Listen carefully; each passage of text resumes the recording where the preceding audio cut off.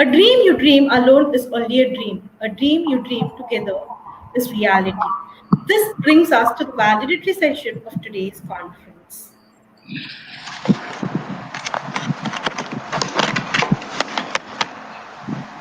It gives me an immense pleasure to invite Dr. Kalpana Gopalan IAS, Additional Chief Secretary at Youth and Sports Department, Government of Karnataka. She is one among many national and international university panelists. Ma'am is also known for her motivational speeches with complete rigor and energy. We welcome you, ma'am. Over to you. Thank you so much. Good evening to all of you. Thank you all for being here on this Sunday evening. I congratulate the organizers at IJSRW for arranging this important conference in these difficult times. When one is invited as a chief guest for a validatory session, it generally means that one is an afterthought, the last resort, when no one else was willing to give up their Sunday or their weekend. But when expectations are low, it is easier to exceed them. And that is the silver lining of my Sunday clouds. I'm not going to give you a few conformist closing remarks. I will instead try, albeit briefly, to give meaning to this weekend that all of you willingly sacrificed for participating, presenting, and listening in this conference. I will address just one question. Are theory and practice completely dichotomous, or can there be a resolution between the two? The theory-practice debate has always engaged me, as I am a practicing administrator who also moonlights as an academic. When Immanuel Kant wrote, "That may be correct in theory, but it is of no use in practice," he unleashed a debate that has reigned for 3 centuries. Over the years, the theory-practice debate has become marked in fields like sociology, management, organization theory, and public policy. These areas, these disciplines, involve groups of people who, unlike doctors, engineers, and scientists, do not rely on technical knowledge for their expertise. These people are practitioners, people who can be counted on to do their job, but not necessarily to define it. A number of reasons lie behind the antipathy between theory and practice in the practitioner-based fields. Let me highlight just a few. First, theory cannot capture complexity. Practitioners criticize academics as living in ivory towers, being out of touch with the real world. Second, practitioners are heterogeneous. They come in many levels and flavors. Even if a theory deals with a specific issue, policy, or program, its audience is varied and it cannot cater to all. Third, normative differences complicate any translation between scholarship and action.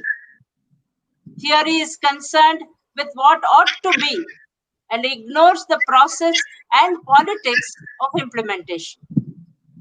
Fourth, a frequent complaint is that theory does not fit local reality. Third world scholars largely refer to foreign sources of information and guidance, while practitioners take counsel in the local managerial staff and their own experience. Finally, a theoretical education merely produces better theorists, not better actors or managers. To know about leadership does not make one an effective or responsible leader. Rather, skills and sensibilities in applying those skills are needed. Theorists have their complaints too. Academics describe practitioners as too concerned with nuts and bolts, unable to see the big picture. They contend that to expect quick, practical, and useful answers in complex contexts is unrealistic and unfair. Yet, despite the theory-practice dichotomy being so obvious and self-evident, I would still assert the difference between theory and practice in theory is much more than the difference between theory and practice in practice. Now, why do I say this? Today, there is globalization of knowledge and practice. The old mode of ad hoc situational problem solving no longer holds good, and drawing patterns and lessons from experiences elsewhere is becoming an imperative. Hence, practitioners increasingly have to rely on the knowledge of global practices that scholarship alone can reveal to them. Further, practitioners have implicit theories too, and such implicit theories influence on how they interpret and understand the world around them. Practitioner theories may derive from personal experience or be informally acquired from colleagues or learned from private study or formal education and training. For instance, the civil service across the world sees itself as neutral, apolitical, able to tell truth to power. So, a practitioner theory may not be very different from a published theory, but it is tuned to the context by the personal experience of the practitioner. Now, as we look at theory in professional disciplines, the bridging of the gap between theory and practice becomes a possibility. In professional education and action, the clear, hard lines between theory and practice become blurred. Knowledge from several disciplines is of potential relevance in fields like management and public policy. These disciplines use theories from a range of formal disciplines, appropriating and resituating them according to their own professional contexts. Therefore, as Engelhardt argues, theory and practice are just two halves of a whole. She rejects the idea that theory is irrelevant to day-to-day practice. The assumption that practice does not need theory is tantamount to setting sail in a ship without first possessing knowledge of navigation.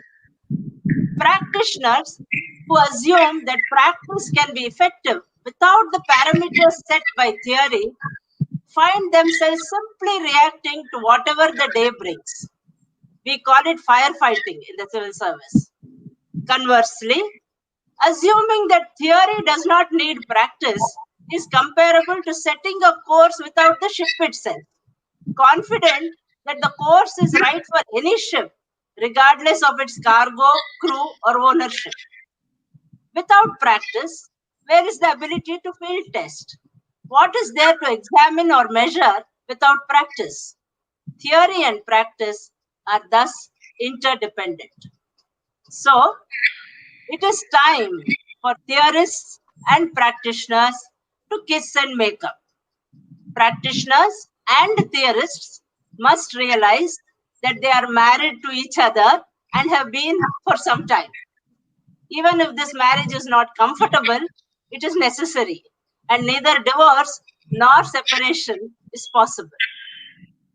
This provides us an alternative starting point to explore the nature of the theory-practice resolution. Let us, for instance, take the example of the Fabian thinkers Sidney and Beatrice Webb.